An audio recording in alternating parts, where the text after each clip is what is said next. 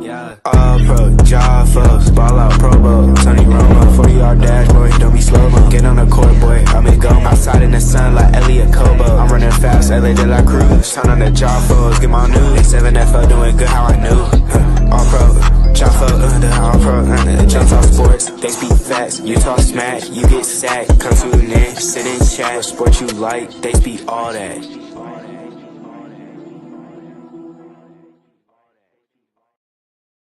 Hey, yo, ladies and gentlemen, what's going on? Welcome to another episode of the All Pro JAFFOs, bringing you the highly elevated sports talk, the highly elevated sports fan. I'm your host, JP. Alongside me, the greatest DJ of all goddamn time, Mr. DJ Matchsticks. Kendrick. And we're going to talk about that in a quick second. Hey, bro, he drops heat. The prodigy, young EJ Wizzle, down here at the bottom with us. We gotta talk about that because we're somewhat of a music show as well. Kendrick dropped an album today. I got to Reincarnated before I stopped, or Reincarnate. Is it Reincarnated or Reincarnate? Either one of them. Gentlemen, what are our thoughts on Kendrick Lamar's new album?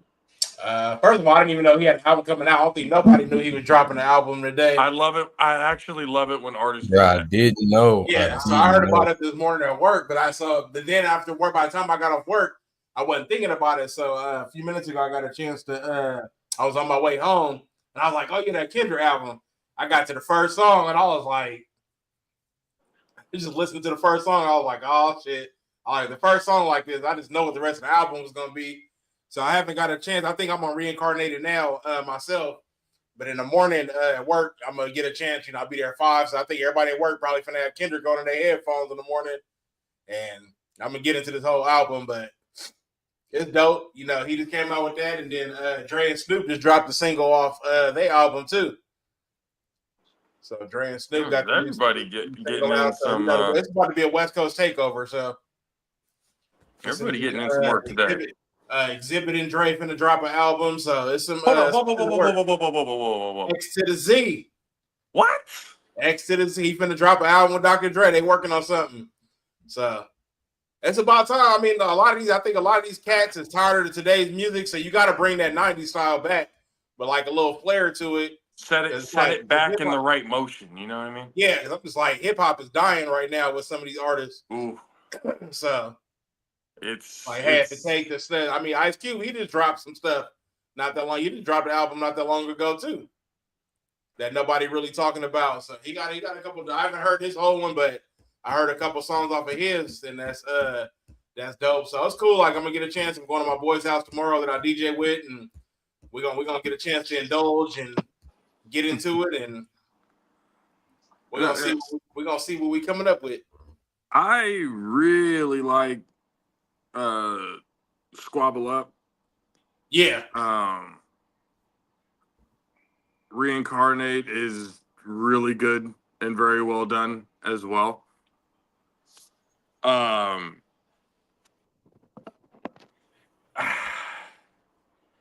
feel like it's another, at least so far, another really well done Kendrick Lamar album. Yeah. There's subtle disses in some of them. Especially that first one. he went to Drake, Lil Wayne, everybody. Hey, they saying he really didn't diss Lil Wayne like that. Nah, he dissed Lil Wayne. But he for surely dissed Lil Wayne. Yeah, he dissed Lil Wayne. Like, nigga, you mad because you ain't performing in the Super Bowl. Your lyrics is old and ain't nobody listening to your shit. Oh, yeah. That is why he dissed them. Yeah. Oh, snap. Super Bowl, yeah. He made mention of the Super Bowl before, right after he mentioned his name. He was like, y'all still, he's like, y'all talking about them double conundrums. He was like, I want y'all to feel my shit. So, Brad, after when he said something about he stopped listening, he used to listen to that Carter 3. Mm-hmm. Snap, this is. He's going full Eminem mode. Like anybody who Oh, yeah. says anything about Kendrick Lamar, Kendrick is about to put them on a song and destroy careers. That's what he's on. No, because they hating on him for like something that he won the bid. Like, if you go listen to Lil Wayne stuff right now, would you really want to listen to Lil Wayne at the Super Bowl? Well, it depends. It depends on which Lil Wayne. Like the recent Lil Wayne. How many songs you do in a Super Bowl? I mean, at least like 7, 8. But are you gonna do them same old ass songs that everybody knows? 8? Yeah, you probably get depending on how long you're doing these medleys for. We're talking about what, like altogether what a fucking 30-minute halftime? Yeah, like 30. Yeah, about 30 it's minutes. Usually 15, but this turns into like a 30 20 because they gotta 20. set up the stage, break it down, all that other shit after the performance. I think they go through a good 6, a good solid 6. And for Lil Wayne, can you not find 6 good songs to play at a Super Bowl? Yeah, but that's if everybody's still gonna vibe to it though.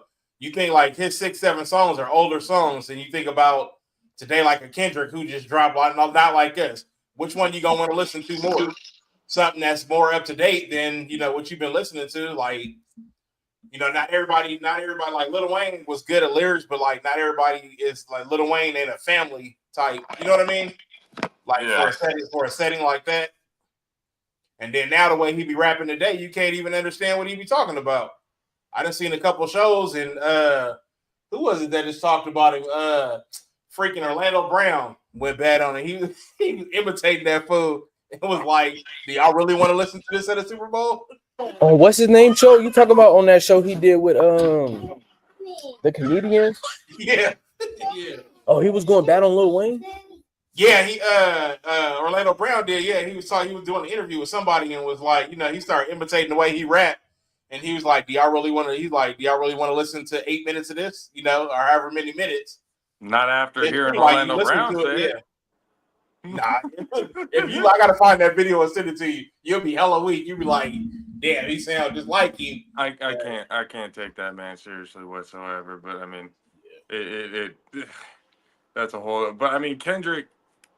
Yeah, look. Leave the man alone. Leave the man alone. He's on a warpath right now. Something different with Kendrick right now. This is a different level. I like what I'm hearing. Got to finish the album though, but I definitely like what I'm hearing so far. And I really do like it when artists drop surprise albums. Mm-hmm. Like they're not doing like all the marketing or dropping singles or anything like that. It's just, oh hey, by the way, here's an album. Yeah. I feel like those kind of garner the most attention because there's no like immediate hype around it. You know what I mean? Mm-hmm. Like when people market, there's a hype, there's a oh man, and so you have an unrealistic sense of what it is that you're about to hear. And then if what you're hearing doesn't live up to the expectations that they've been marketing the entire time, obviously you're going to get this is actually trash. This is, that's where you get those. But with what Kendrick just did, like it doesn't allow that.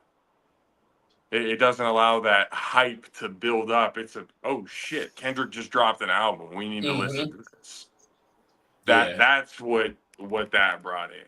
As soon as you told me, hey, Kendrick dropped an album, I'm like, whoa, wait a minute. Yeah. Oh no. Like, oh damn. What do you mean he just dropped an album? Oh shit. Someone's in a body bag. This is about to destroy a lot of people's thinking. He put the whole industry in a body bag on that, and he's like, fuck all y'all. Yep. Yeah. He does not care. He does not care. And I like it. I like the direction he's going.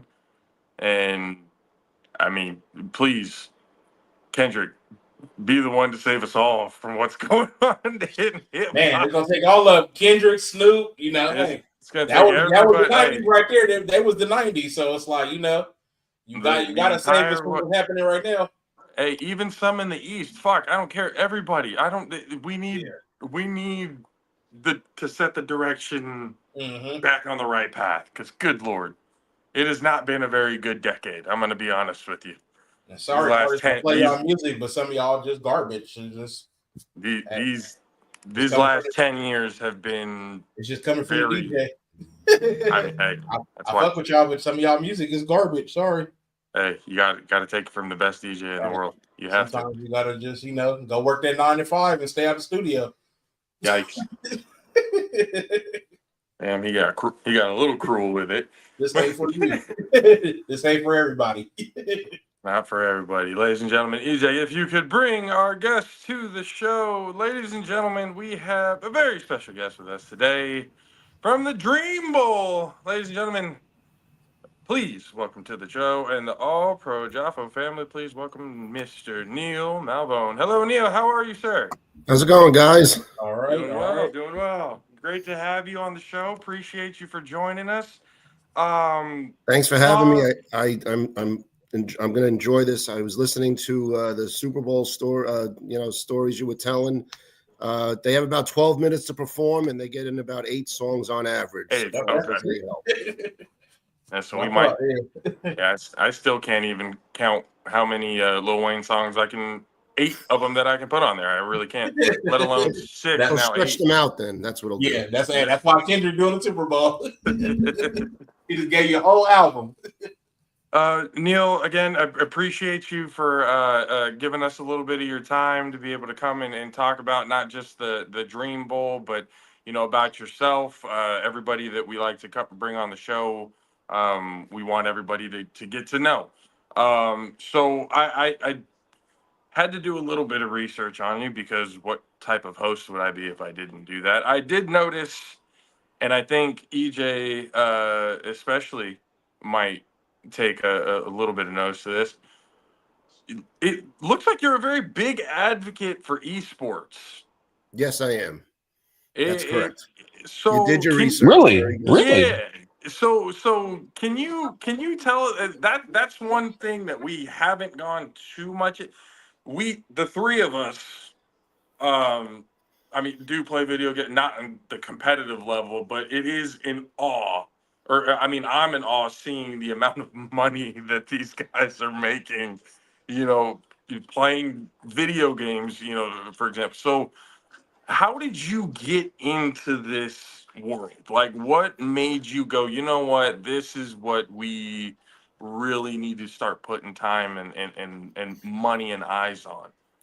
It's an interesting story. I was working with 2 business partners, and we had started a sports marketing and media company, and focusing more on the Division II, Division III schools in college sports. And we started sitting around thinking, what's coming? What's the next big thing? And we all agreed it was esports, and we dove in head first. And I became the first chief esports officer of a major company, and we went out and started hosting championship events virtually during the pandemic, and then in person out in South Bend and in other places. And we just kind of felt that was a wide open market, and we've continued to do that. We host national championships in Dallas now, and it's just an amazing place to be, because, as I said, it's wide open, and there's a lot of money out there in the esports industry for sure. Oh, 100%. That's what EJ, myself, Matt Six, we play video games, and once again, I look at it going, it's a very different feel, but it's still an exciting feel, because we were all younger, we all played video games, at a top point at one time, or the reflexes as we get older probably get a little bit lower, so it's more for the younger at this point. But what type, and this is what I'm kind of interested in when I see this, the difference in personalities between esports and athletes, like live out action on the field. Now, We know what chat rooms and stuff like that sound like. We know what the Call of Duty chat rooms and stuff like it sound like growing up. So like the different personalities that you've witnessed from on-field athlete to console or PC athletes, like what is the difference between the two, if there is any? Yeah, there's definitely differences, and what I find interesting is the gamers themselves have their own personality, and it really kind of fits their gamer tag. It's really amazing how they select these names that really reflect who they are. But I'll tell you guys, where the biggest personalities are in the shoutcasters, the guys that are calling the games.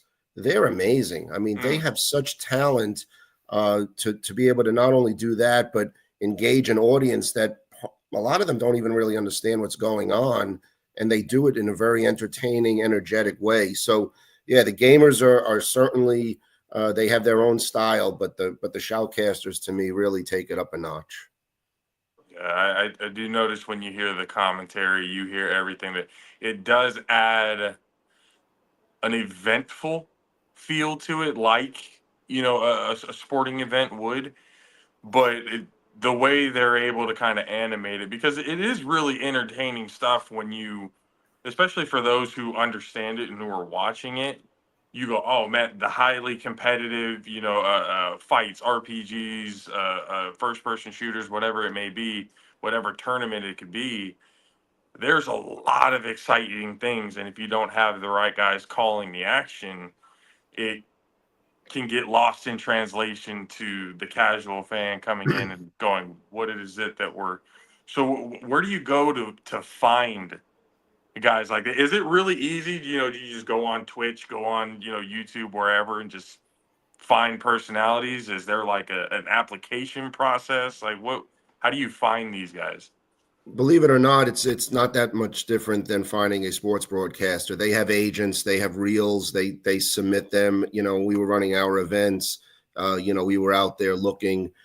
You hire people that can find them, but the good ones are not difficult to find, because people in the industry will be talking about them, and you'll hear those names over and over again, and those are the guys that you go after. Hmm. EJ? And again, you guys know this, right? When you're watching a sporting event, John Madden changed the way broadcasting was for football games, right? And he made it entertaining, and you wanted to watch him call a football game, bams and booms and all that stuff. It mattered, right? And so it's the same thing here. It's the same thing with sport, with shoutcasting and esports. A lot of people are casual fans. Get them engaged, get them involved, and they'll become more than casual fans after that. That's good. EJ, Matt6, anything about the esports world? What esports do you cover? Well, in the collegiate space, which is where we hang out, we don't do a lot in the professional space. Rocket League is big, League of Legends, Overwatch, those kind of games.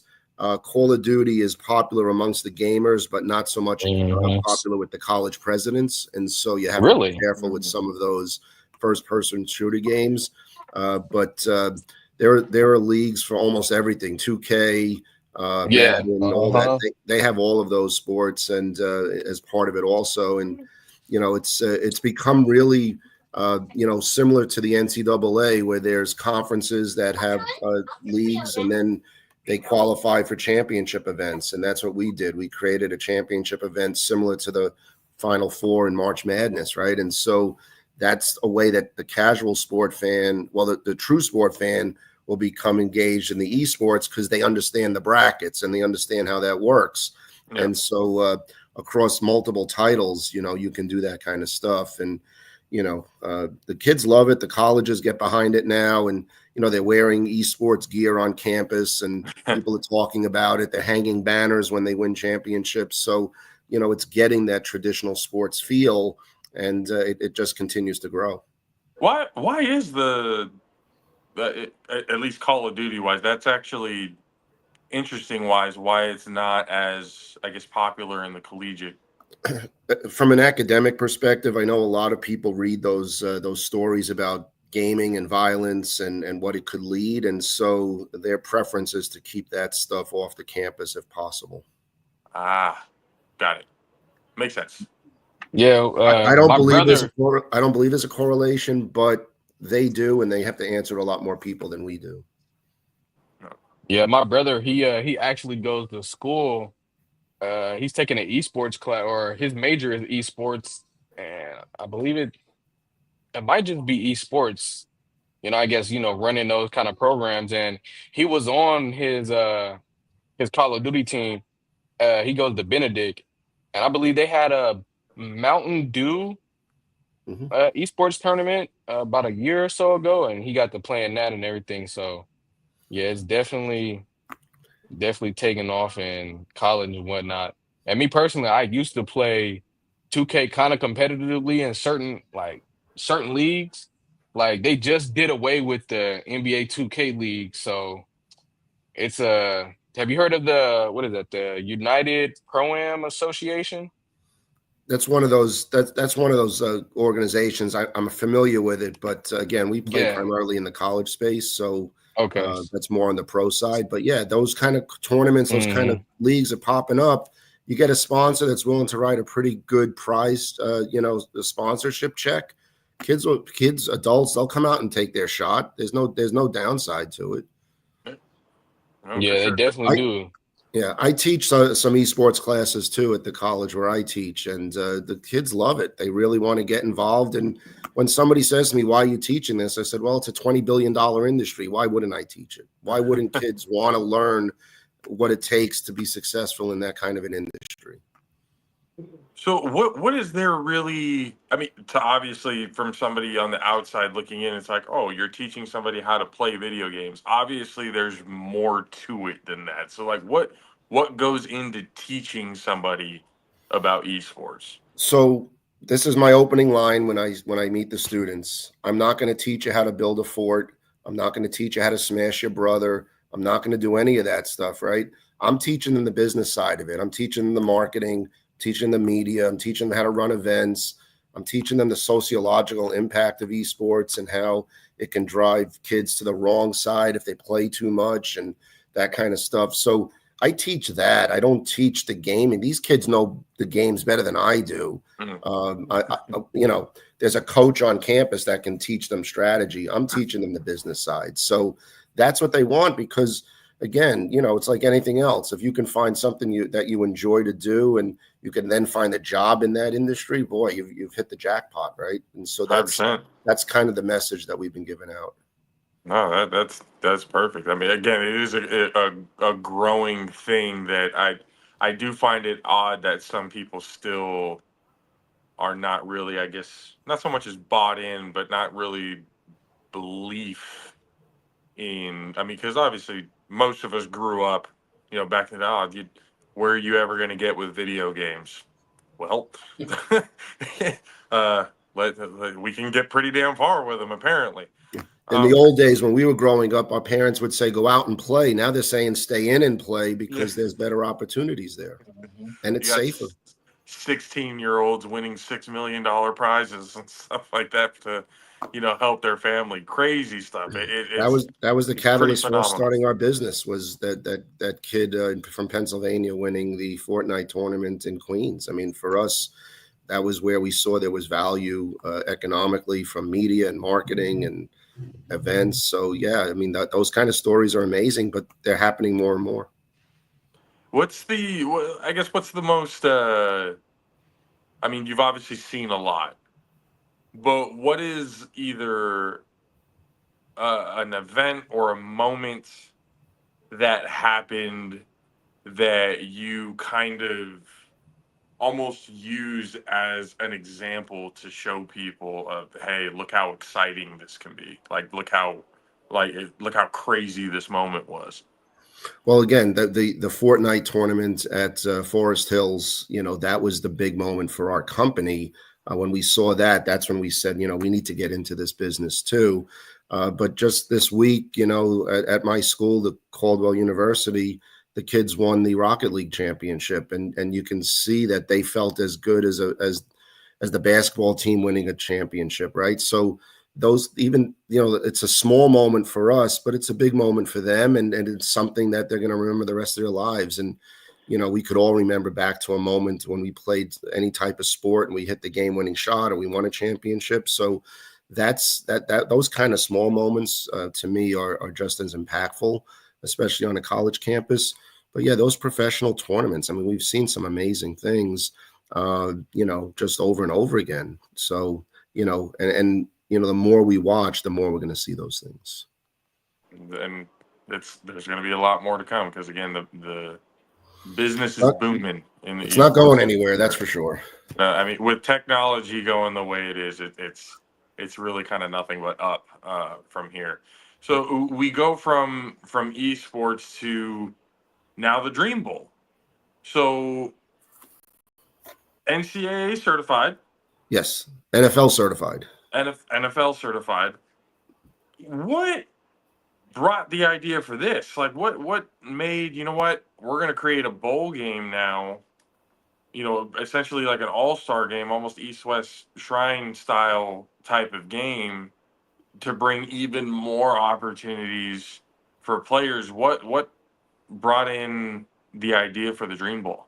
So I'm not going to give you the 2-hour version. I'm going to try to give you the 3-minute version. But what happened was I was getting my master's degree at the ripe old age of 40. And I was interning for a guy that was running a very similar event.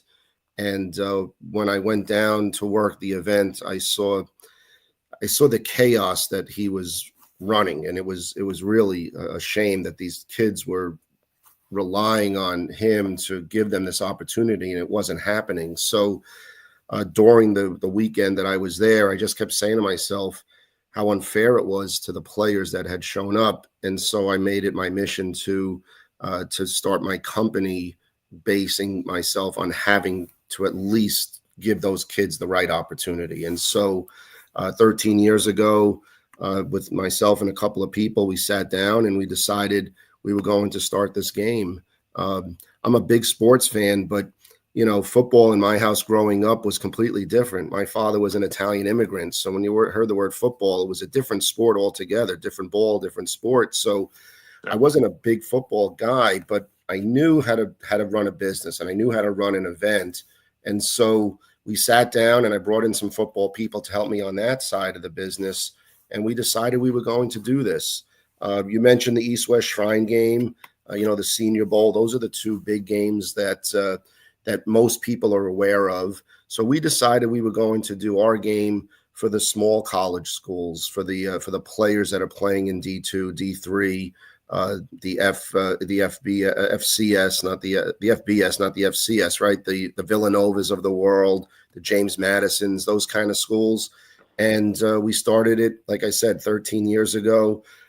Funny story, our first year we had 47 players total for both teams. So players were playing on both sides of the ball, and it was crazy, but we got ourselves off the ground. And now, 12, 13 years later, we have 110 players showing up. NFL scouts are showing up.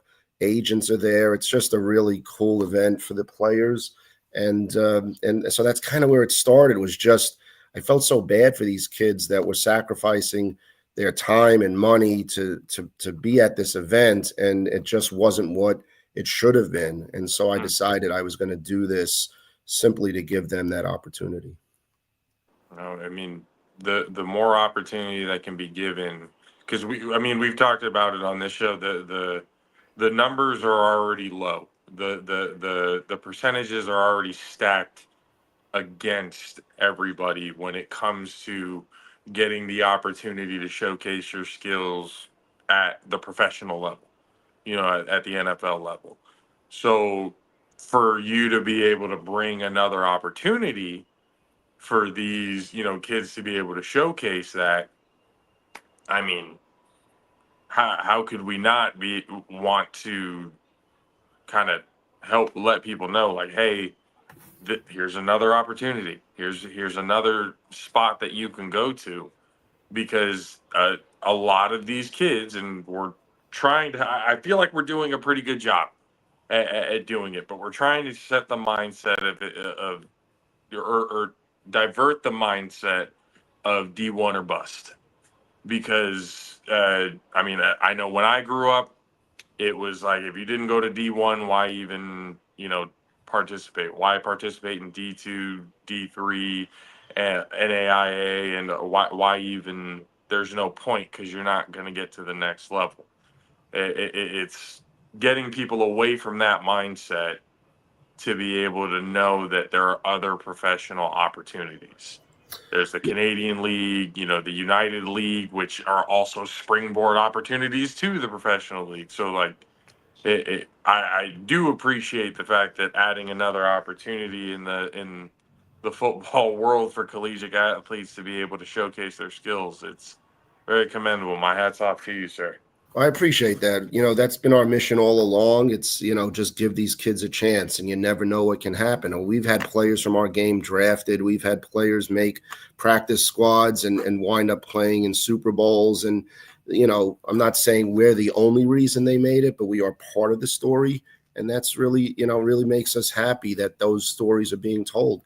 In the Grey Cup, in the CFL championship game, we had 4 or 5 players playing in that game. So, there are opportunities outside of the NFL, and this D1 mentality is, sometimes it's a little short-sighted for teams that don't see the talent somewhere else. You don't know what the circumstances are. It could have been a money issue. It could have been a family issue. They needed to stay close to home. Their bodies hadn't grown fully yet while they're coming out of high school, and then 3 or 4 years later, they have the body of a professional athlete.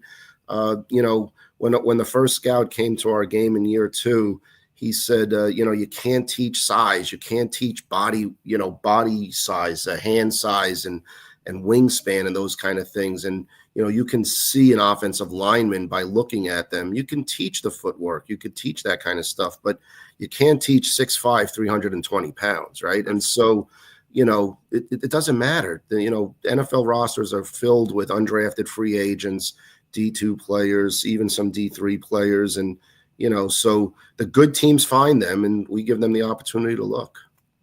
And that's all really anybody could ask for, is that opportunity to be able to showcase things. And like you said, that there's plenty of opportunities elsewhere. You mentioned the Grey Cup. I was just watching it the other day. I'm still very. I need to get used to the rules. I need to get used to a lot of how they run it down there in Canada, but it was an entertaining game nonetheless. Yeah, it is. And again, for these kids, they're gonna get to play somewhere. Someone's giving them a check to play football. Canadian money is just as good as American money, right? I mean, so they look at this as an opportunity to keep playing.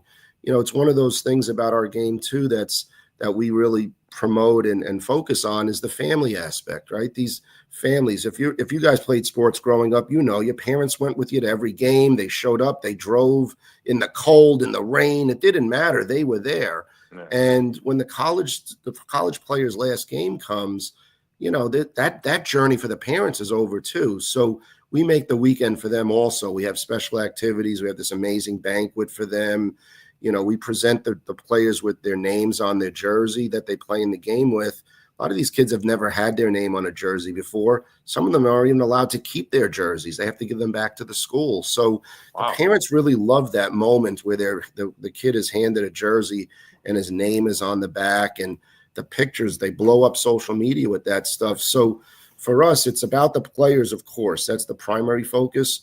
But I would say 1A and then 1B is for the families, the parents, the grandparents that have followed these kids for 10, 15 years. Wherever they've gone, they've been with them.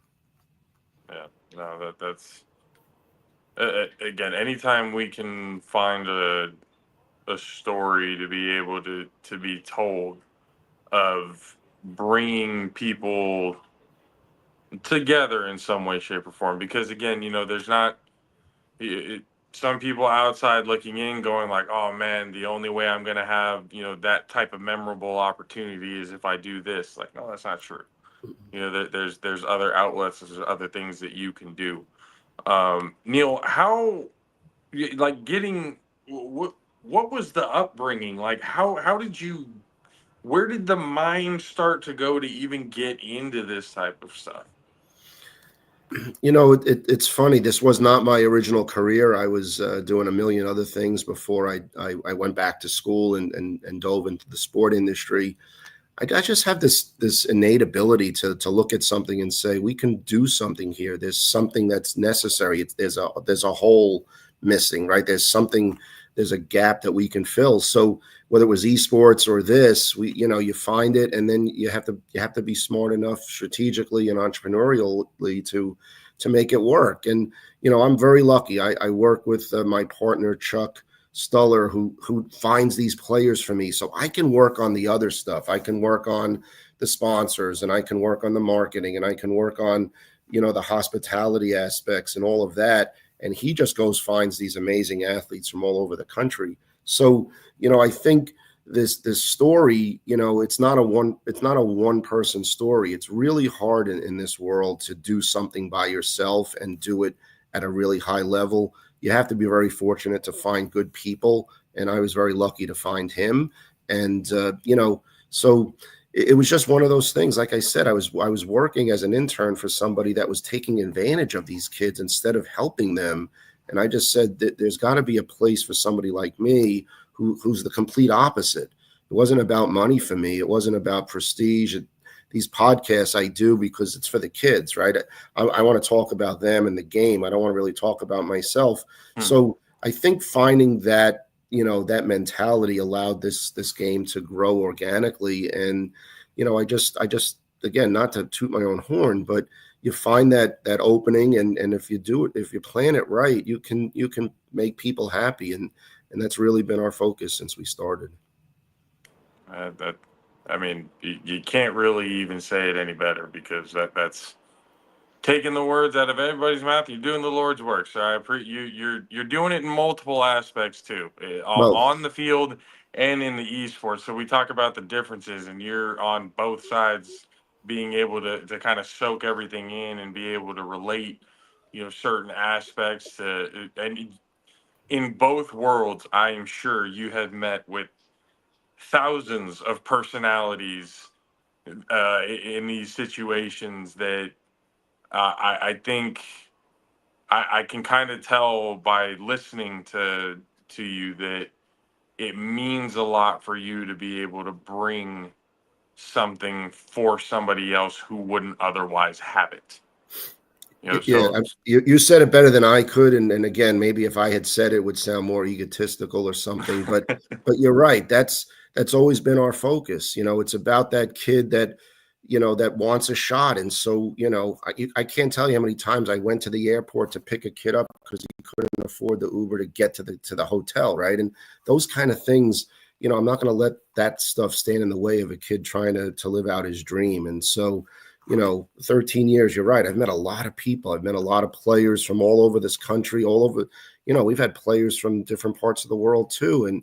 And I call them kids. They're grown men, but to me, they're part of our family once they become here. And how many players have gone into coaching, and then I follow the teams that they coach, or they go overseas and they're playing in Germany or something. And so now I'm a big German football fan, right? All of that matters, because whatever they wind up, whether they become police officers or teachers or something, we've been a part of their lives. And so I know myself and my team, we just feel good about that. And of course, free Super Bowl tickets wouldn't be a bad thing either. No, I'm just kidding. But just to see them playing in a Super Bowl is enough for us to know that we've helped in some way. Yeah, no, it seems very fulfilling and rewarding for sure on both ends. Glad to see that there is a lot of success stories coming out of it, because again, the more we can shine a light to these types of success stories, will we be able to spread that message for kids to be able to keep pushing, keep working hard. Your dream may be a little bit like tougher to get through. They may have a little bit more speed bumps down the road, but it's there. If you're willing to bust your ass for it and really work and get there, you can get there. So that's really amazing what you guys do, honestly. Well, I appreciate that, right? And sometimes the harder the journey, the more satisfaction you get from reaching the end of that journey, right? And so sometimes when it's too easy, you don't appreciate it. These kids will appreciate every moment. I will talk about these kids. We have them for 4 days in the hotel. They sleep there, they eat there, they meet with their coaches, and they go out to the practice field. We put them through a really rough schedule for 4 days, and they're so focused and they're so polite and they're so grateful for the opportunity. It really makes you want to continue to do these things. So, yeah, they know that this is a one in a lifetime opportunity, and they really take advantage of it. So we've been very, very lucky over the years to just meet really good kids that are just working as hard as a Division I player with just less resources, and to me that's more impressive than the other way around. No, 100%, 100%, and people need to understand that there's Hall of Famers and success stories and stuff like that now from schools and other places that weren't D1 guys, who weren't 5-star athletes, some who were 0-star athletes, that type of. So there's a lot in it that people should be looking forward to. And on that, Neil, can you please let everybody know where they would be able to find you, the Dream Bowl, and everything else that you're working with? Sure, I appreciate that also. And guys, I appreciate you taking time to do this with me tonight. Like I said, it's not for me, it's for them. If 3 people on this podcast are interviewing me, and then thousands of your followers will now learn about this, it's for them. So before we wrap up, I do want to say thank you again for taking time tonight to do this. So our website is dreambowl.net. Dreambowl.net. The game is going to be played down in Texas, in the DFW region, Little Elm, Texas, a little town a little northwest of the airport. And that's January 19th, 2025. The players arrive on January 16th. And like I said, they go through the paces for 3 straight days of 2-a-days and banquets and meetings. It's a very intense few days for them.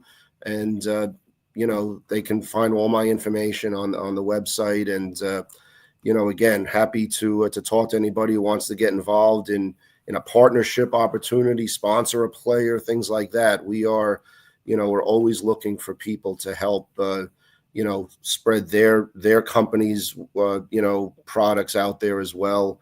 Our story isn't just about the players.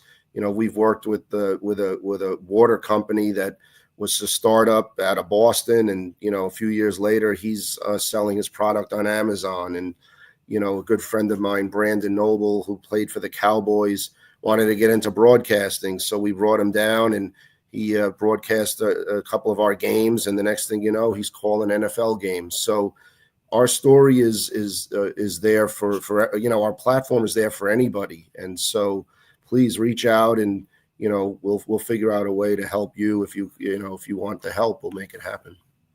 Absolutely. Ladies and Neil, like we tell everybody else, anytime you want to come on the show, talk about what's going on, other players, or just any more information that you want to help get out there, by all means, the door is wide open, sir. You are now officially a Jaffo family member. So hope to talk to you again soon, ladies and gentlemen. If the invitation's open, maybe I'll come back right before the week, maybe sometime in early January. I'll bring a couple of players with me, or I'll bring Chuck with me, and he could talk to you about the players. And again, it's not for me, it's for them. So if the invitation's there, I'll take you up on it. Yes, I'll even talk to you more about Super Bowl halftime shows if you want. Oh yeah, we can definitely get that done. Ladies and gentlemen of the Jaffo Army, welcome, and please go follow the Dream Bowl. Neil Malvone on Twitter, I'm sure are you anywhere else other than Twitter? Twitter, Instagram, Facebook, you name it, we're there.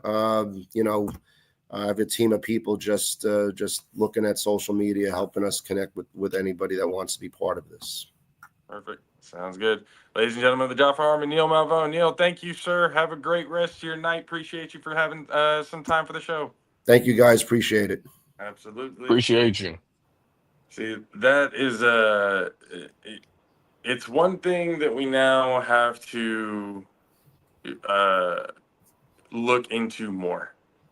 is esports stuff, because that is a very big market that needs to be looked. I mean, the three of us, we play video games. I gotta get my video game up now. Now that I find, man. Hey man, I'm trying to tell you that Call of Duty going. Yeah. Man, when you get up there though with Call of Duty, it start hitting different. Yeah. But it's just a level of, because bro, when I like, the reason why like I really started taking 2K way more serious, I don't know, like one day, I think it was like 2K20, I think it was 22. Like after I get off work, I just jump on, and then like I think I had a point guard that year, and then it was just like I'd be hitting like some crazy shots, getting like some crazy stops on defense. And then I remember I was like, oh snap, they do got a competitive side of 2K. And then like, bro, I just started looking up different ways to be more competitive, and like how do the comp players play and everything.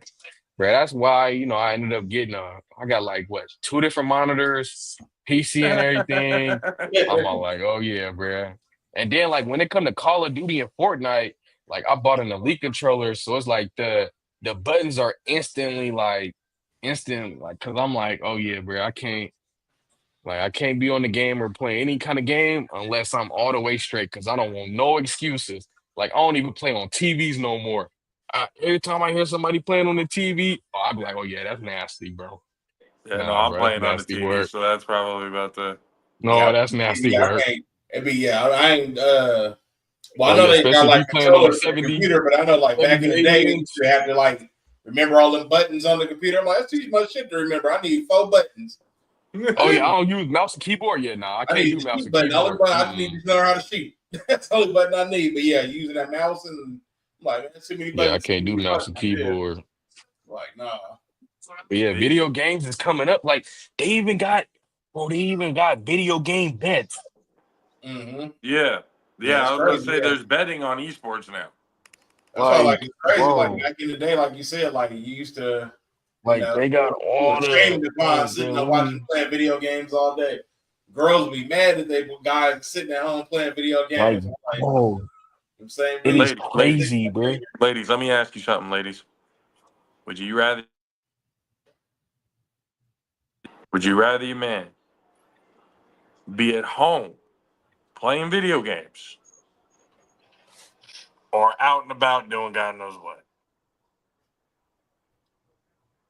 Be real with yourselves. Be real with yourselves. at least he's on play. At least you know where he at. Exactly. Yep, still on the couch. Still playing that video game. Yep. At least I know he's home. Mm-hmm. But like that's no, because I don't think people understand like esports. That shit is massive, like absolutely massive. Yeah, I didn't realize how big it was until you started talking. I started looking. I was on my phone looking it up.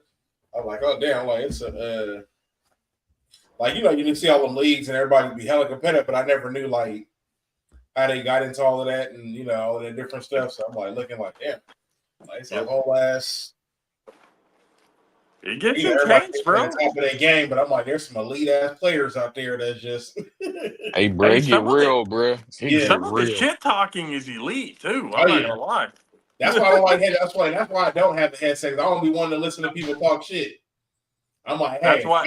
That's I'm why I put the setting on Call of Duty for party only. for Like you friends, can yeah. only hear our party talk. I'm a running gun time. I'm coming out guns blazing and just shooting. I don't care. Ain't no strategy for me. I'm like, if I die, I die. However many kills, I'm trying to get the most kills, but ain't no strategy. I'll be having fun. Can I ask you?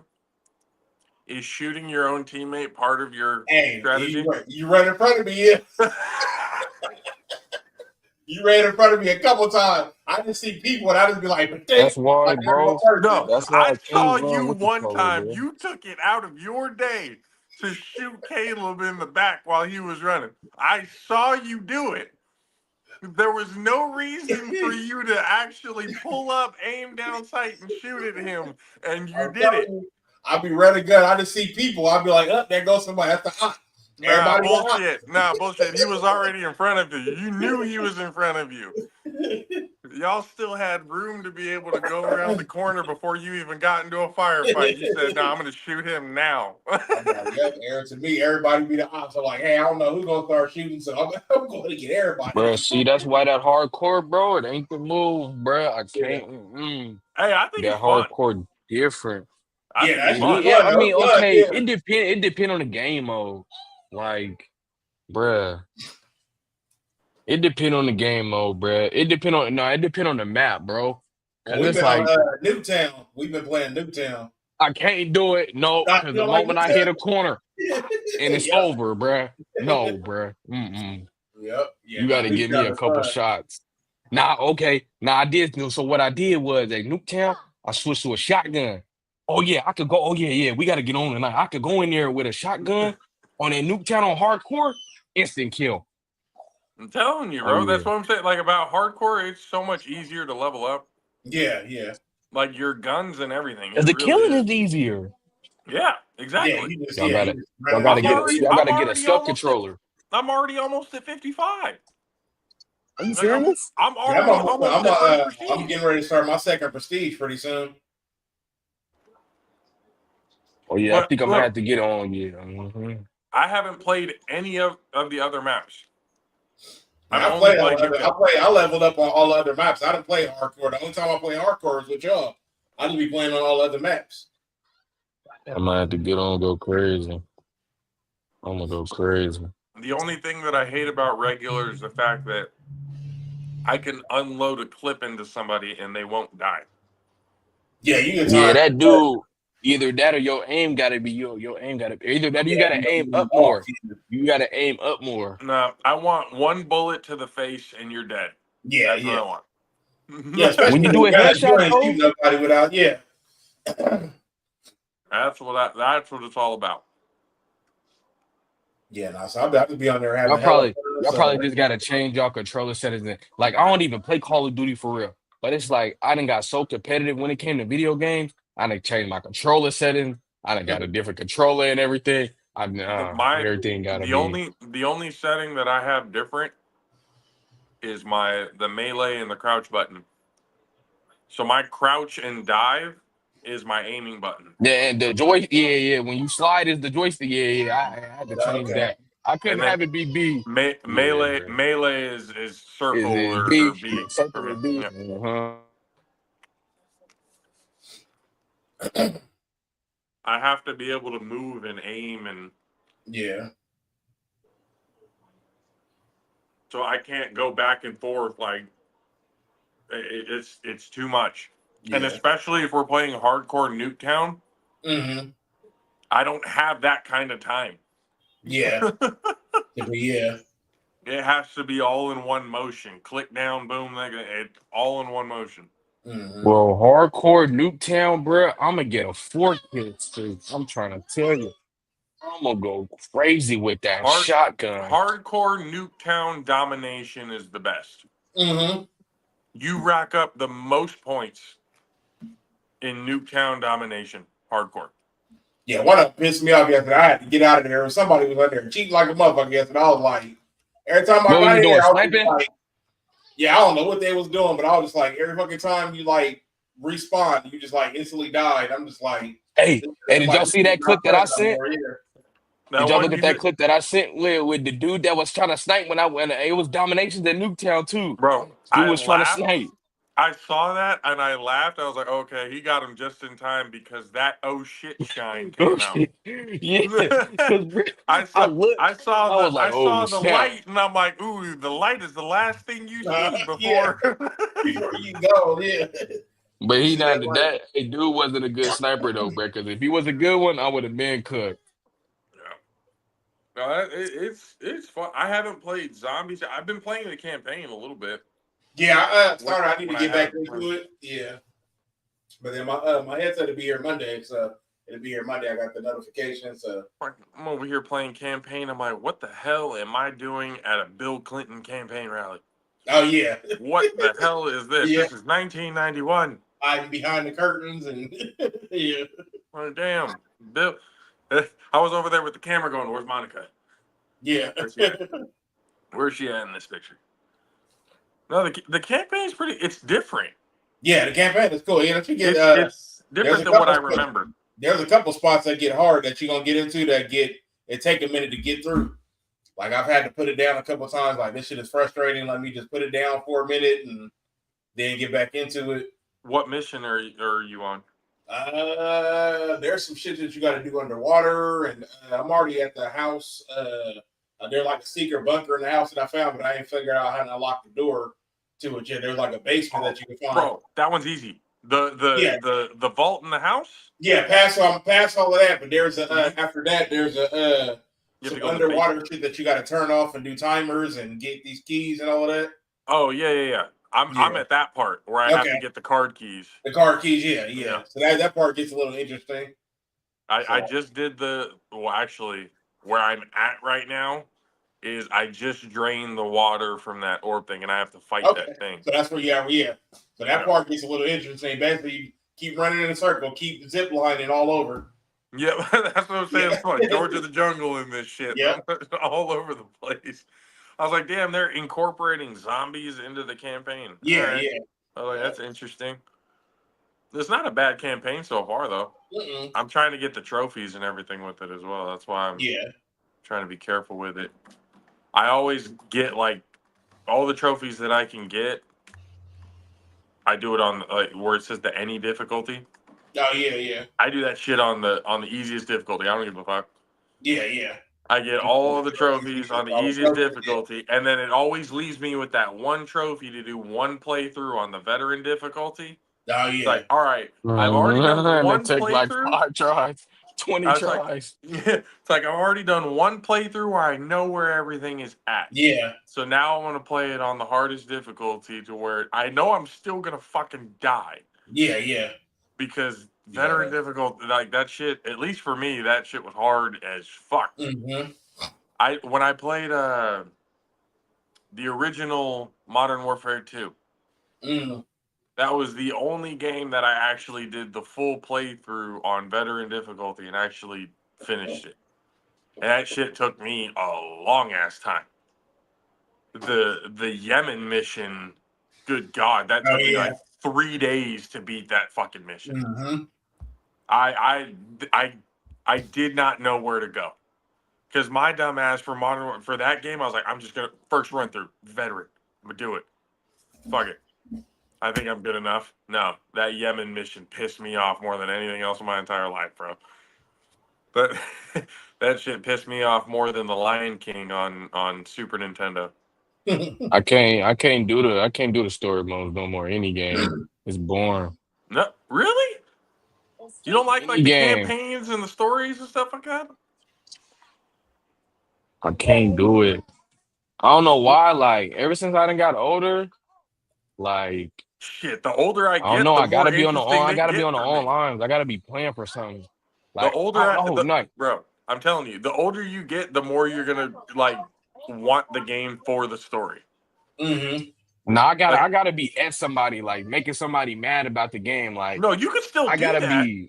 You could still do that, but a lot of your thinking is, when I get bored at multiplayer, can I play something in this game that'll keep me occupied and entertained? And the campaigns and storylines of a lot of games will do that. Mm-hmm. I mean, especially like some of the Call of Duty some of them are like, yeah, you might as well just play multiplayer the entire time. Doesn't even matter. But there are some storylines it's like, oh shit, like that was pretty cool how they did that. This Black Ops 6 one, I was like, okay, they got something interesting going on here. This is a new type of. It's the same kind of they're mind fucking you like in the past Black Ops games. Like it's all about that MK Ultra style mind control type shit. But it's actually that one mission where you're patrolling the desert. I was like, this is a different type of Call of Duty mission. Oh, yeah. That one was fun. Because I made sure to go do everything on that one. That one was fun, yeah. I got both trophies on that one. Yeah. But I was like, damn, okay, you can actually it's like like an RPG. You have to go through a map Mm-hmm. to different objectives and Different complete them objectives, and yeah. get Yeah. that's but that counts as one mission. Mm-hmm. I'm like, oh, okay, that's new. I've never seen that. You know, the different dialect choices and everything like that you Yeah, can yeah. do to get information. It's like, huh, this is a different type of route that I haven't seen them take. Yeah. And I don't know how long I think what's it, the runtime is if you go all the way through, no flaws or anything. What's it like 5 hours, 6 hours you can do it? I'm not even sure. Yeah. I haven't ran through much of the. I'm still at just that one point. I don't even know how much after that is in the game. I feel like this is still hella early in the game. Yeah, I feel you're still kind of early on, so you kind of not too far from me. So still early on, but yeah, I indulge. I usually get on there, especially right now because the battle pass is going. So I've been on the battle pass, trying to get the battle pass done more than I'm like, I can always do the campaign, but I'm like, hey, it's battle pass, it's free weapons and shit to be made. How the fuck did you get Vault Edition for free? When I logged in, because I was gonna go buy the game, and everything was already there, and I thought I was gonna have to buy the battle pass, and then when I went to go do it, it was already there.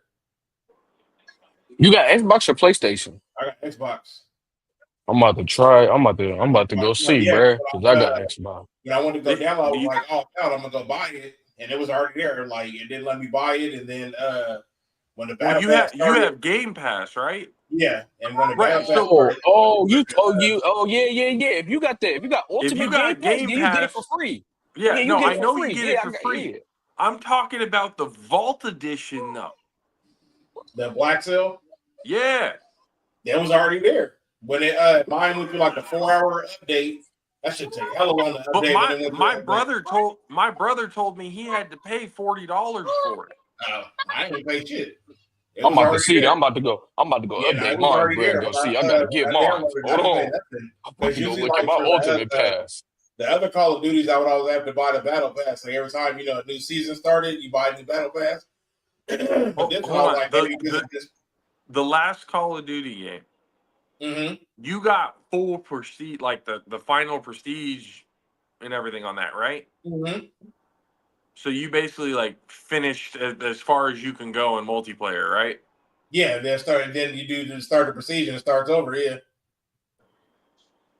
Do you think that might be the reason why?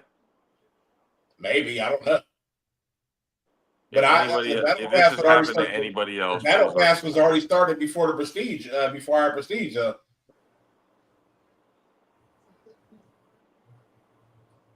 I'm just trying to figure out how the fuck you got the Vault Edition for free. Hey, that shit, I'm telling you, it did a 4-hour update. Damn, bro, because I need it. It did like a long ass update. It took damn near like a day for the update. Damn. Because when they updated, they had the new update, and that's when the Battle Pass started.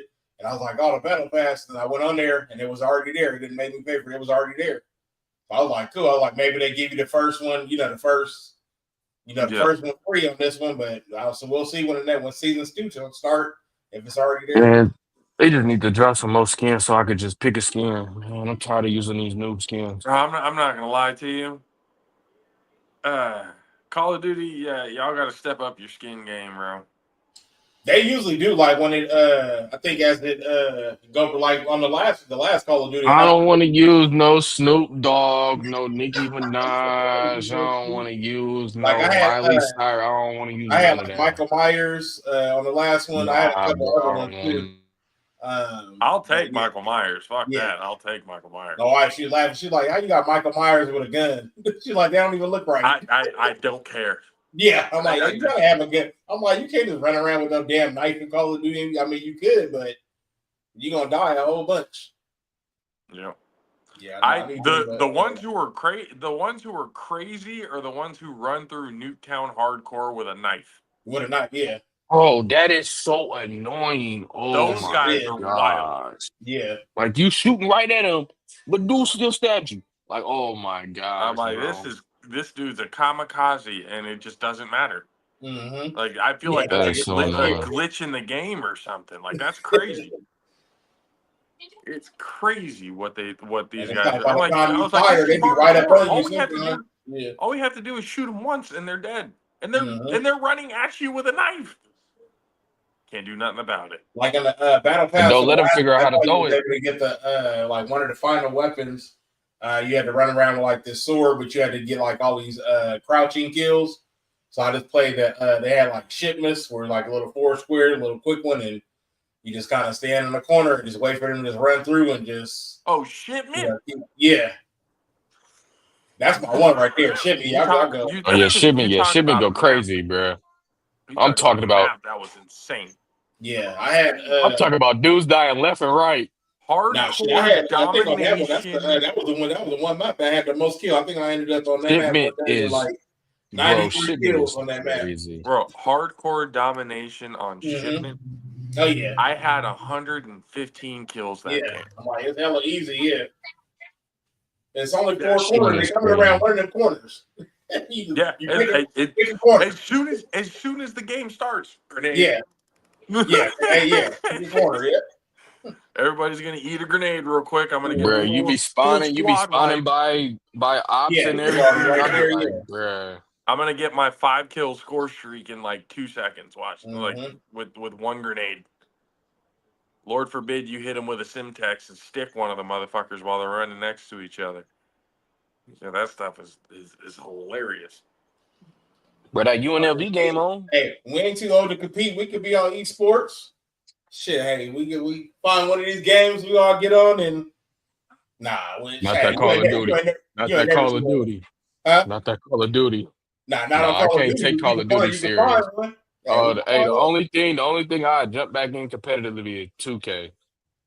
I I already wouldn't got my even way do running that. and Everybody's everything. using Chronos nowadays. Yeah. Not for certain game modes in 2K. They have it set to where you can't have no kind of a Zen. You can't use a meter or anything like that. Like they got it set a certain way. So, boy, I be wanting to get back on, but boy, it's 2K different. is like Madden is. I feel like people think Madden is harder than what it is. Nah, bro, Madden is glitchy. After a while. Madden is cheesy. You got to be cheesy to play because I'm gonna be honest with you. Madden, you can't run Madden like it's real life at all. When it comes to video games, like any kind of sports video games, when it comes to real life, everything you know about real life, you got to drop it. Like But on it's 2K, EA. If it's in the game, it's in the game. I'm telling you, like when it comes to 2K, they have a certain kind of defense and offense they run. Like you know the triangle offense, Yeah. it's flipped on 2K. They have a triangle defense. And it's ran so crazy. And then on Madden, like the competitive players, like you know how you gotta like choose a play like through the playbook. Right. They switch everybody's routes. Like one dude I seen, like okay, so he'll have say he had trips on the right side, they have one receiver on the left side, right? And say the receiver on the left will run like a post, the other one, the trips on the right, he'll run like a drag, dude in the middle will run like an out, and then the third one all the way on the inside run like a corner. Bro, no, switch it. Everybody on the right side would probably run like a slant or something like that. And then the dude on the left, he'll probably run like a crossing route. And then the running back, he'll probably just leave to like the flats. Like it's so weird. And they will switch it up like 5 different times and then call hike. Like it's so crazy. How people are able to audible and change so much shit within 25 seconds is pretty crazy. It is so You know crazy. you're audible to shit out some shit. Exactly. By the time it was all said and done. We're all running. Let's go. I'm gonna send y'all some clips. Like, bro, I was watching that. I was like, oh snap, they're not even really running the plays. They switching everything. They really put Saquon's hurdle in Madden. I seen that. But only he could do it. That's pretty crazy. I should have came. Hey, I ain't never seen nobody ever else do no shit like that. No hurdle backwards. That was crazy. I know the Giants are sick, man. They just lost their quarterback today. I love all the videos that pop up Yeah. of that general manager who said, "Oh no, we'll be fine." Yep. Everybody who walked into that room told him. Mm-hmm. Even the owner was like, I'd be sick to my stomach if he ended up in Philly. Well, now he's in Philly. And the Giants just released Daniel Jones. Daniel Jones was gone. The Daniel Jones era was gone. Oh, y'all seen that? I feel bad for him, though. He's on waivers. But if he clears waivers, he's released, and that's $40 million of dead cap money for the New York Giants. That will decimate. Why is he injured? Future. No, he just sucks. So why are they releasing him? Oh yeah. So who's their quarterback of the future now? They got apparently. DeVito playing. DeVito starting, and what's his name was mad because he didn't get to start. Who the other quarterback? Drew Lock. Drew Lock, yeah. And even the players was mad the way they did Daniel Jones. They was like second string swag himself, Mr. Drew Lock. The players was mad because they was like Daniel Jones, the best quarterback we got, out of the three, and that's sad. I don't know what they got. So the players was mad. They was like, "This fucked up," it's all over money or whatever. And yesterday they had that fool playing safety on the scout team, and then $40 million in dead cap. And then today he just ain't got no team no more. I guess he agreed. He went in there and was like, he asked to be cut. So he was the one who went in and asked to be cut. So okay, I think yeah. Who the fuck is going to pay Daniel Jones $40 million? I think he'll quit because I think he realized he's not a good quarterback. So I don't think he'll play football no more. He butt cheeks. You ain't think this is the end for him? I think so. Yeah. Who's gonna pick him up? You think so? That's crazy. Like, I don't think it'll be it for him. I think somebody might pick him. Somebody may pick him up as a backup at least. Who would be dumb enough to do it? Who's gonna pick him up as a backup? If you couldn't cut it as the starter, you sure the fuck can't back me up. And I bet not hear nothing about no Raiders. No. How about this? And shout out to Cowboys either. Shout out to Corey Hammond for this. But let's set the world on fire. Put the white Lamar Jackson with Lamar Jackson in Baltimore. Put Daniel Jones in Baltimore. Nah. What is that going to do, though? They have according to Corey Hammond, Daniel Jones is literally the white Lamar Jackson. I've never seen Daniel.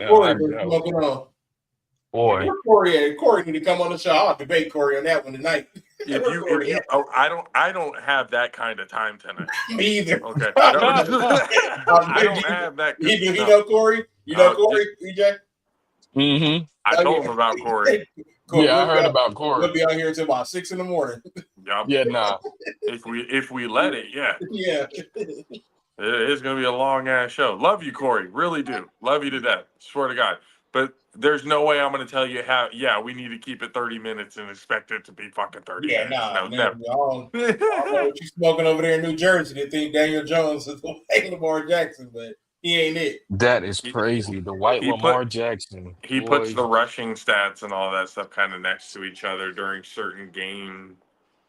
And the fact that Daniel Jones at one point in his life ran 21 miles per hour so fast that his legs didn't even realize what they were doing, and he fucking fell before he even hit the end zone. What have the Giants done this year? You don't even hear about the Giants. The only thing we've heard about the Giants was Daniel Jones getting cut. Yeah, heard shit about the Giants this year. They stink. Terrible to be a Giants fan. I have a coworker who's a Giants fan, and I looked at him and I go, "What a waste!" And he looks at me and he goes, and he's Irish too, like thick Irish accent. I'm not going to try and do it because I don't want to be disrespectful. But he looks at me and he goes, "It's the fucking Giants. What do you expect? This is nothing new for the New York Giants." He's like, the days of being a Super Bowl team are over at least for the next 10 to 15 years. Oh, yeah. They ain't the Eli Manning. This ain't the Eli era. They tried to get his doppelganger. Yeah, nah. Couldn't do it. No, but I think it's the end. I don't think nobody's going to pick him up as a backup. I think a third string maybe, but I don't see nobody really. I don't see him as a backup. What about Jacksonville? No, Mac Jones is there. Never mind. Jacksonville just need a whole new damn team. They He'll go to the they Patriots. still got Trevor Lawrence, don't they? And Hey, he Trevor could Lawrence. go to the What about Patriots. Carolina? What about Carolina? Nah, they gonna ride it out with what's his name. You don't think he could go to the Patriots? No, they got Drake May. Are you talking about like as a backup? Might as well. Oh, Who's let's go, over there in Grant. New England? Let's go, Grant. Let's go. Woo. I don't think they got nobody in New England. It's Drake May and Jacoby Brissett, right? Yeah. Mm-hmm. Yep. I would take Jacoby over Daniel Jones. Yep. What about Cincinnati? Yeah, Joe Burrow. Who's Joe Burrow's backup? I mean, as a backup, I guess. You know, I don't see it as a backup, though. I don't see him being a backup. I don't think he's good he enough to can't. even be Where's a he gonna backup. start? Huh? Where's he gonna start? No, EJ. It's he doesn't see him as he's not good enough to be a backup. It's not about where's he going to start. He's not good enough to be a He wasn't backup. good enough to be a He starter could. for as He long could. as he was. He could be a backup. He'll be good enough to be a backup. For who though? A UFL team? A Canadian team? I say maybe he goes to He gonna go to the the A7. Jets. I say he goes to the Jets. Hell no. He ain't going to the Jets. Daniel And he learns. Jones And he to the learns. And he fucking learns from Aaron Jets. Rodgers. He learns from Aaron Rodgers. You He never gonna go to know. He going to the A7FL. What the fuck is he going to learn but from Aaron Rodgers? Hey, Aaron Rodgers got a Besides lot of where to wisdom. purchase the best fucking ayahuasca? Mhm. What dark room is good? Which cheap one? What desert is okay to go out and, butt naked in without worried about a sunburn? That Shoot, type send of it to the information. UFL then. UFL might be where he dominates. In the UFL, But then what? He goes crazy there, and then he comes back to the league. Then and what? that's it. He just becomes a UFL hero and rides off into the sunset. Or he can go to the Canadian League or the European League. There's plenty of opportunities.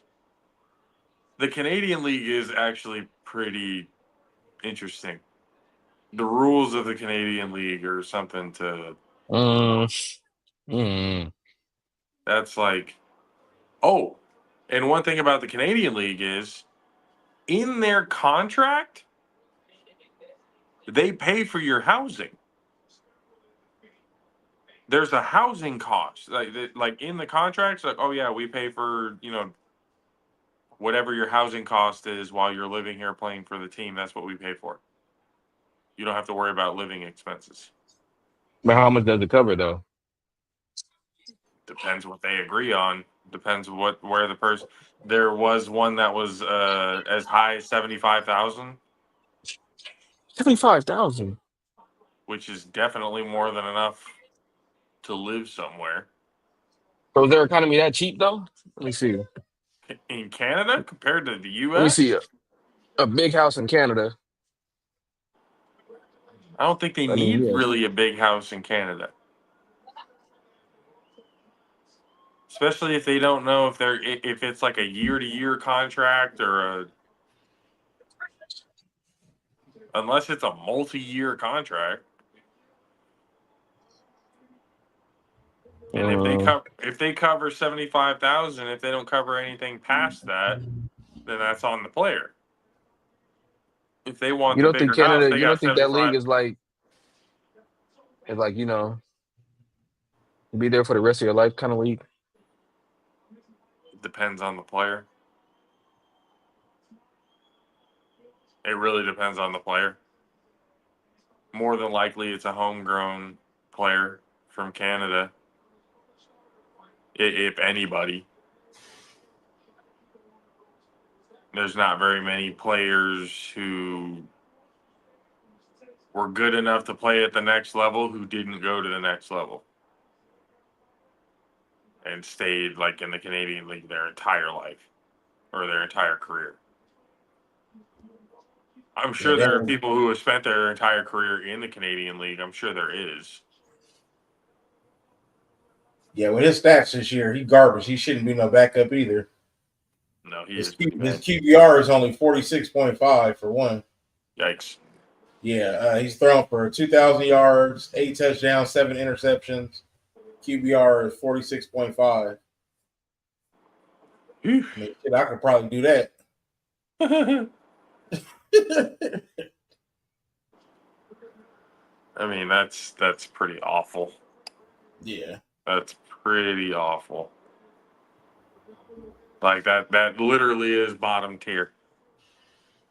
That is bottom of the barrel quarterback player right there that they were paying $40 million for.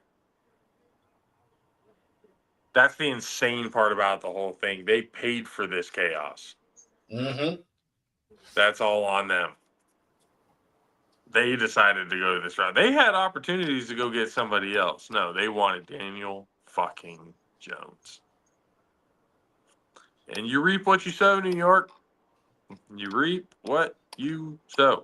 And that's the same with this country. You about to reap what you sowed. Yeesh. Yep, y'all wanted it, and now y'all gonna find nobody to blame but yourselves. Yep.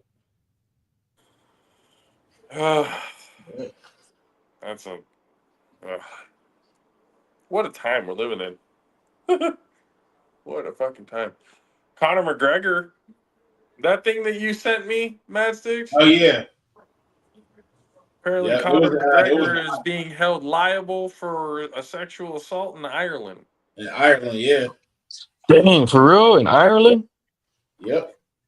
Where he thought he was untouchable. That's correct.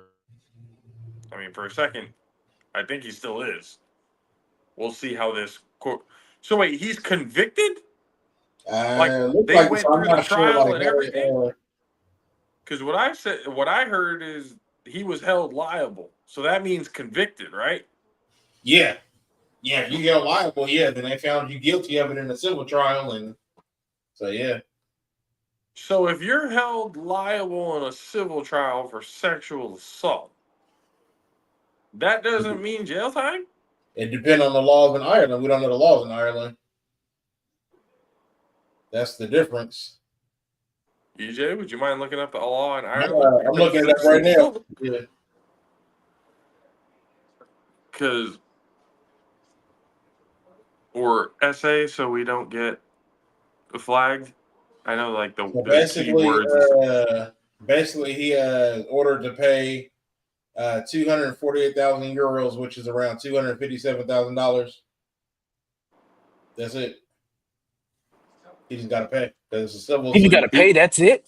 He's got to pay. Hold on. All he has to pay. Yep. For a sexual assault case. Yep. Is $250,000. Yeah, it's just like the OJ case, like how he had to pay. He didn't go to jail behind the civil, but he just had to pay. He went to, he got free of the criminal. So basically, he didn't get charged criminally. They sued him in a civil case. And so basically, he just pays, and now he just walks around as, basically assaulting somebody, a sexual assault somebody, and all he had to do was pay. To the victim, I'm assuming. But even then, that's like a... Mm-hmm. Here's some pocket change for your troubles. Yep. Type shit. Like, that's a slap in the face. That's not real justice. Like, honestly. That is a luxury only the rich can afford. Like that shit ain't you physically assault somebody. Like you put your hands on somebody who didn't want you to put your hands on them. and all you have to do is pay a little money and you're free to go. Like, I understand it's Ireland, That's but shit, crazy. that happens here too. Mm-hmm. It's not I ain't gonna lie, anything weird. he would have been cooked here. Maybe. We've seen athletes have domestic violence, on video. Yeah, brother Ray Rice. Did Ray Rice have any jail time for punching his fucking fiance in the face in that elevator? No, he did not. Well, I mean, Did boy, how do Kareem I tell Hunt you? do any jail time for kicking that woman in the face? No, he did not.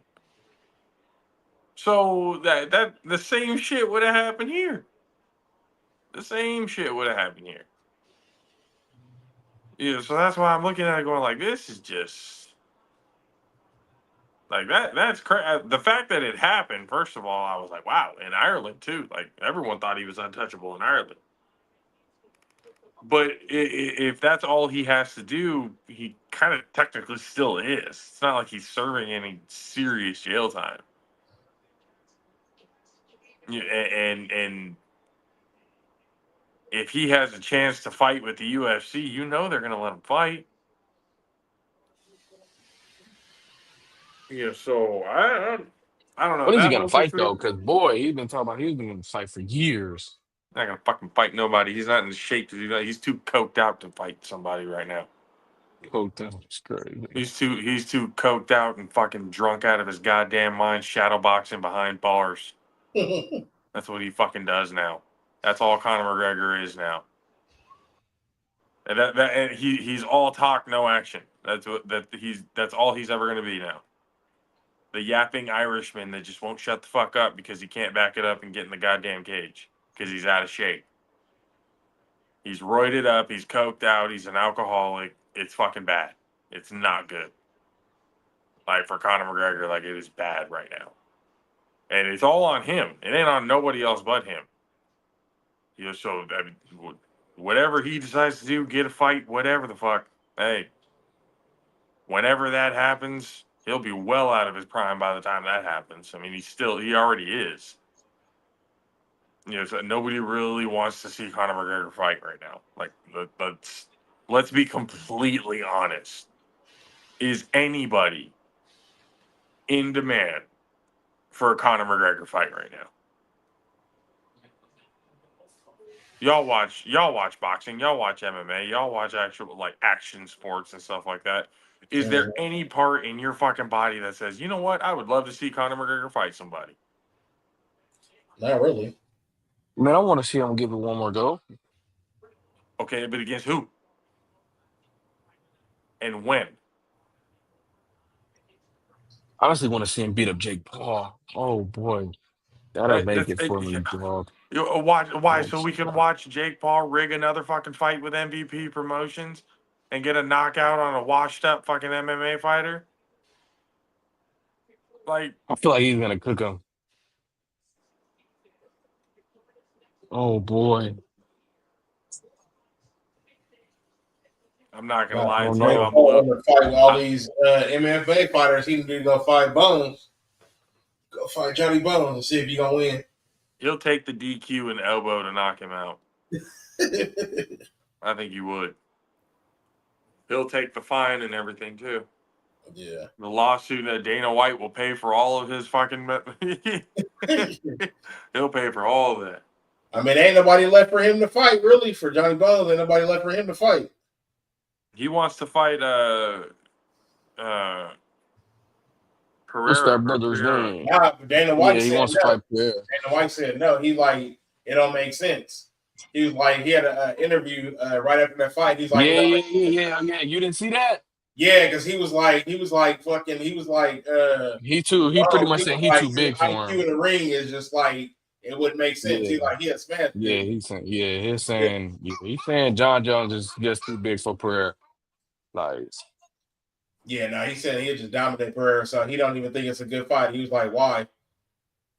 They're also talking about that other dude. What was it? Is it Tommy Aspinall? Aspinall? Man, I like what John Jones is saying about Aspinall, man. He don't deserve that, man. He a clout chaser. I think so too. Mm-hmm. I think so too. But People are calling for it. I don't think Is it he would be really a even fight. that good? I think John Jones would fucking run through him. It wouldn't.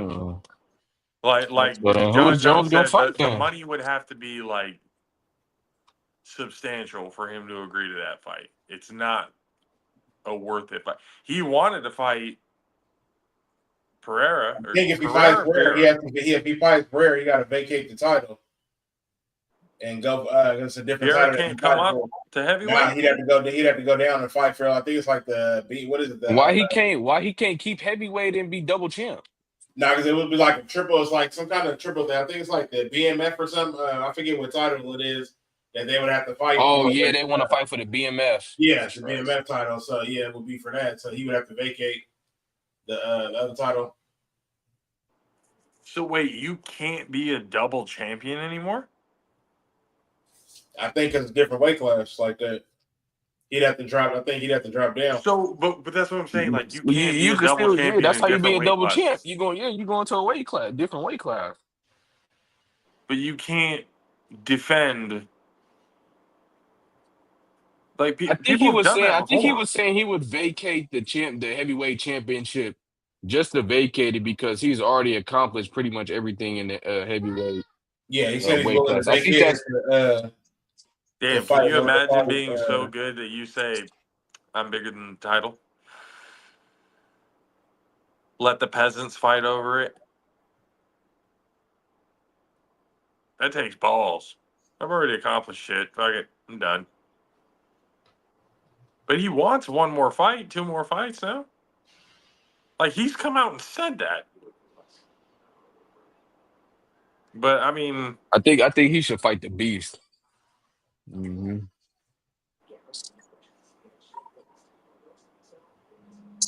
Or is that his name? The beast? Is it the beast or maybe his nickname. is it the black beast? You know who I'm talking about, right? The one Ngannou? that took off his pants. Uh, Oh, Oh, that'd be. the Oh yeah, that. Oh yeah, I forgot. Oh wait, he does have somebody to fight Ngannou. That's right. That's right. I don't They think do Dana got to White will fight. bring Ngannou back. Hey, they might as well make it a super fight then. Give the people what they want. I mean, they should. Honestly, that would be. But I mean, even people think that John Jones would run through Francis Ngannou. No, heck no. You don't think so? I I feel mean, like if Ngannou catches him, it's over. it'd be honestly, it'd probably be a real technical fight. Like it'd be super technical. So him and Barrera both have two belts in two different weight classes. So they will both be fighting for that third for the BMF. So he's like he wants to walk away on top, so he'd be willing to vacate just to walk away from that title anyway, just to fight for his title. I think he's getting ready to retire anyway. I mean, there's nobody. Are you fighting for fun now? There's nothing else to prove, really. Here's my question. They label him the greatest to ever do it, the greatest MMA fighter of all time. All right. Now, that tells me it doesn't matter that he was tagged for steroids. It doesn't matter that he was a fucking cokehead. It doesn't matter that, he did all these things to really derail the fuck out of his career. He could have done so much more with his career had he not fucked up the way he did. That not at all doesn't tarnish an outlook on what you would call the. Now, if we're strictly looking at work, like what he's done, now let me ask you this: some of the shit that he's done, would he be able to accomplish it without being on steroids? Probably. He's still a very you can take all the roids you want. You still have to actually do the movement. You still have to do what you have to do. I mean, let's put it in the Barry Bonds sense. I mean, it's like, to me, the UFC isn't See, isn't ran as strict. I mean, like, isn't ran as strict as like other sporting organization. Like, with you saying it like that, like with them just, moving past, him with the steroids and whatnot. Like, you see how quickly they put off with what's old boy's name that just got, put off in boxing? Ryan Garcia. Like, you oh see yeah, how quick they got rid of him. So it's like, I don't know. Like the way you putting it, it's like UFC isn't as, strict with it as other organizations would be. Because I mean, think about it. Barry Bonds, he ain't in the Hall of Fame. I know he's not in the Hall of Fame. They're going to put John Jones in the Hall of Fame. That's Yeah. because, it's just And it's not take it as seriously. It's not that, because in the moment they did the suspensions, they did everything, but at the end of the day, when it comes to product of work of what they did in the ring, when you look at what, who he beat, who, everything, it's an impressive resume. It really is. What he's done, nobody else has been able to do. I understand that. But there were flaws in this. When you talk about Barry Bonds, the only thing about Barry Bonds that was in question was whether or not he was doing steroids. That was it. There wasn't, drug abuse. There wasn't domestic abuse. There wasn't, any, jail time being involved. You don't got Barry Bonds' fucking mugshot, popping up all over the goddamn place. That's the difference. exactly. That's the And difference. Well, I think the difference too, like UFC, I think people expect them. I mean, you got to be on some kind of fucking drug to fight the way that they fight anyway. You got to be out of your goddamn mind to do some of that shit, But I think like baseball, because baseball is like that family sport, so it's just looked upon differently than like UFC. UFC is a combat sport that is fighting, so who cares about all the drugs and all that stuff in it? You know what I mean? So I think that's why it's looked at a little bit different. Because That's why my that's wife why you don't hear about John Jones no more like that, like all of that all that stuff in the past. my wife also brought up a good point, because we were talking about the Jake Paul Mike Tyson fight. I was describing it going like, if he really did throw this fight, which there's a lot of stuff indicating that he did, that it would tarnish the legacy, that it would look bad, it would, everything like that. She's like, so that would tarnish the legacy, but not the domestic abuse that Mike Tyson did? Not the crazy shit that Mike Tyson did? She's like, all of that's fine, but throwing a fight to Jake Paul is where the line is drawn. And I looked at it and I was like, that's a fucking fair point. Well, a lot of people don't remember like that shit. Like if you think about people like that was back in the day, like a lot of people that watch 100% it's boxing recency bias. So they don't think, they don't even think about that or even know about it. They, that shit is in the past. So, and that's like John Joe. Like if you wouldn't have mentioned it, like I forgot all about that shit. Like it's something that's just not brought up, so you don't think about it. So it's not Marketing is really good.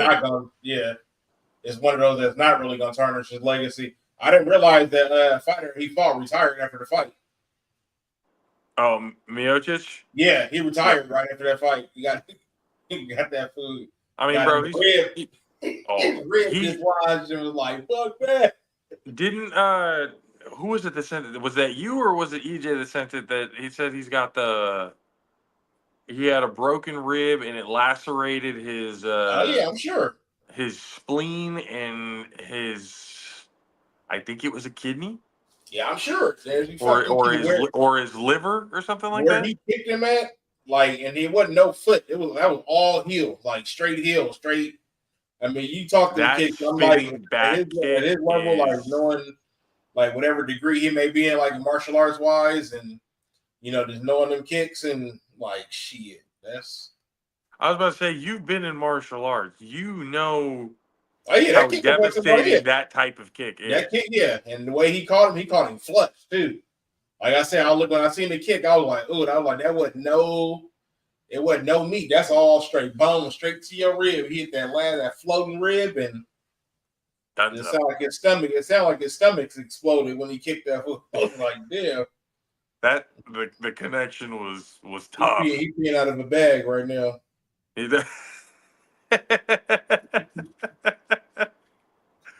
got what is it? He's got a catheter in, right? Mm-hmm. Got a catheter in a colostomy bag right now. That's why he retired. He's like, I'm 42 years old. I'm done. Yeah. There's no point. You kick like this, yeah, you ain't recovering from that no time soon. That 42, yeah, no. Yeah, no, you gonna feel that shit for a long time. This shit probably still all bruised up. Damn, he's gonna have to take time off his firefighting job and everything too. Which I'm sure he's got an excellent insurance plan to be able to help him out. He's a firefighter? Mm-hmm. Yeah, he's a firefighter in his off time when he's not UFC fighting. When he's not training and everything, he's a firefighter. For real? Yeah. What? Yeah. Like out in the States or back where he's at home? He's what a lot of people would consider the greatest heavyweight of all time. And he was also a firefighter at the same time. Yeah. According to like out in the States or at where he's from? Where he's from. Okay. No, he's from the States. Yeah, he's from really? the States, yeah. I know the name Stipe Miocic doesn't sound like he's from here. I get that. But no, he's from here. Okay. That's what's up. Manager, none of his bones got broken. He didn't break any ribs. Oh, he didn't break any ribs? No, he didn't break anything, no. So shit, it sounded like I'm surprised. But did the lacerations happen though? They didn't say anything about any other injuries. They just said he didn't have broken ribs and they didn't say anything. Huh. So then what so I'm wondering, where did I see that post where it said that it had broken a rib and then he had lacerated like his spleen and something else? Because like I looked at it going like, yeah, I don't doubt it. I don't doubt that happened at all. I'm about to look that up because boy, that's interesting. I like hearing that. That kick was devastating. He a firefighter? Yo, yeah. Yep. I'm about to look that up. How you're able to be a firefighter and train to be in the octagon at the same time? Like that's like, do he just run it or like he's like really out? Like, does he like just run the station, or is he really like out there active? What? That is an active firefighter, sure. That's what's up. He probably really like doing it for real. Whooping people's ass. That's probably where he got a lot of his strength and everything like that from. He's got that raw strength from, picking people up, moving shit out of the way, carrying a bunch of shit on him while he's doing this type of heavy lifting work. Mm-hmm. He's got that kind of training while on top of that doing MMA training. He's conditioned like a motherfucker. Yeah. But there ain't no amount of conditioning in the world that's going to prepare you for a spinning back kick of that caliber. That shit sounded like a fucking shotgun popped off. Mm-hmm. I was like, man. I seen the angle. I was like, that was all heel. He went down immediately. Yeah. And then got clocked in the head. He like already crouched in your rib, probably lost your breath, and then got clocked in the head a couple times. And yep, that's exactly what happened. He got smacked. That was a pretty nasty shot. But yeah, no, that Tyson Jake Paul fight, like it brought up an interesting question. Like when my wife said that, it actually made me think. Going, I guess it really is kind of selective on what we think would tarnish somebody's legacy. If you really look at the output of who the human being is, Mm-hmm. if you're separating the art from the artist, that's one thing. But even then, you're really walking a thin line Mm-hmm. because it's like, how could you like the art knowing who the artist is Yeah. and what they've done? How can you respect that type of talent when their deeds are so much worse? Well, Like that. it kind of goes to like music too. Like, there's a lot of artists that did shit, but people still listen to it. But then everybody give like flack to like listen. People still listen to like Michael Jackson or like R. Kelly or all of that stuff. But there's like so many more. And I think people just selective on what they want to, what they want to down people on. You know what I mean? Yeah. There's plenty of other artists that have done stuff, but yeah, we listen to their music. But like somebody made a good point. There was like people still sing the national anthem, knowing what the country did, and so why should I not listen to the other artists? Acknowledging what I feel like that's where that could be the solution to all the shit, right? Just being able to acknowledge what's been done to get to this point. Mm-hmm. Like, yes, we do have blood on our hands. We do got a lot of shit to work on. 400 years of fucked up shit is not just gonna go away in 50 years. No, because it's still 400 plus. That same shit still that going on. type of generation, that type of generational trauma doesn't just go away like that. So like that type that there's a long way to go. We're a lot better, but there's a long fucking way to go to not we ain't got much acknowledge. fucking better. We got a goddamn country putting Well, some weirdos in the fucking office. The fuck Lyndon McMahon gonna teach education? Like, come on, man. How to be able to sell super kicks. Like, yeah, and how to let your husband be a pedophile and rape little boys and touch little Johnny and ring boys. And so, yeah. So that is kind of go show. Then you got the fucking attorney general. I'm glad he had some common sense and withdrew. He was another one that was some sex crimes that just a bunch of fucking. Bruh, they got what's his name's wife. Yeah, Linda McMahon, secretary. What? I'm like, yeah, Secretary of Education. Mm-hmm. Bruh, they said somebody in the comments, the post I seen, they said they gonna be learning WWE moves in the schoolhouse. In PE class, they're gonna have a ring, and everybody's gonna run the ropes. Yeah, that'd be. I'm not gonna lie, that'd be a fun PE class. I'm not gonna lie to you. I like no other countries looking at this country like y'all just a joke. Like y'all supposed to be the top country, and y'all just we're at this point. Look at what we fucking doing. That's why Biden like fucking. He's like, I'm just gonna start a war with Russia now and just end this shit before you even take over in 4 years. We let the insane run the asylum. Hey, because that's gonna happen. We finna go to war with Russia here after what he just did. Fucking letting them shoot some U.S. long-range missiles over into Russia. I'm like, come on, dude. You're like, shit, I ain't winning. Ain't nobody winning this bitch. Y'all all going out. We just gonna go ahead and start over. We just gonna go ahead and end this all now. Start over. It's the end of the world as we know. Like from the beginning. Mm-hmm. There's. I try not to think about it, man. I've gotten to the point where I'm trying to live every day. I know I'm aware of what's going on. But yeah, you gotta just live every day like it's every day. Like I'm not gonna change. I ain't gonna change shit. When it happen. We know what's gonna happen. We know what's gonna happen, and there's so much stupid in the world, and it's exhausting. And there's no point in dwelling on it too much.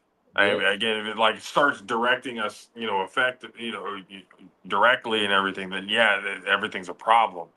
But to not have empathy for others just because you haven't gone through something, to not think that what somebody else went through, it never happened to me, so it must be because they did that. It's like, no. There's different situations for everybody.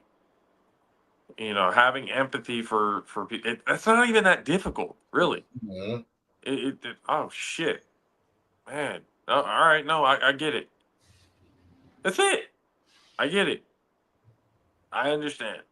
Just being able to acknowledge, but nobody wants to acknowledge when they're wrong. That's the one thing. They want to give reparations to white people before they give it to black people. Do you understand this? You understand what he just said? White people have been suffering from racial injustices? Those words came out of his mouth, people. Those words literally came out of his mouth. But hey, I mean, we talk about problems in sports and anything else we want to talk about really on this show because that's what we've turned it into. What Matt Six say? We turn it into whatever the fuck we want to talk about. This is our show. Oh, yeah. Y'all don't like it? Tune in next week. We're gonna talk some more shit about some more shit. Go tell a friend y'all don't like it so they can come check it out. Yeah.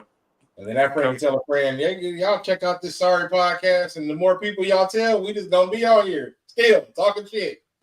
Talking more shit, and more people are gonna get upset. Some people are gonna get offended. That's okay.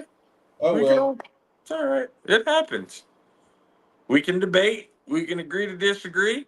Or you can catch me outside. And then we're all gonna smoke a blunt and drink a beer with each other and watch football. Hey, shit, Watch you can sports. drink some Camus. You can come, you can drink some shit. Just fucking chill and have a good time. That's really at the end of the day what it's all about.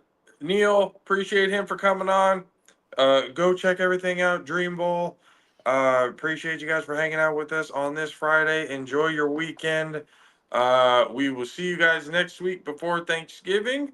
And a lot of stuff going around, so we got a lot of things to talk about coming next Tuesday. So have a great weekend. Everybody be safe. It's or at least here on the West Coast, it's really wet and rainy right now, so be safe out there, especially those in the Bay Area and stuff. There's a lot of flooding and shit going on at this point as we speak. So be safe.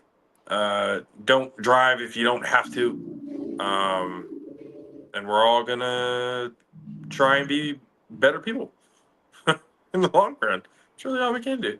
Love y'all. Appreciate y'all, JAFFO Army. We'll see you guys again next time. For myself, JP, DJ Mad 6, EJ, Wizzle. We'll see you guys. Deuces. Peace.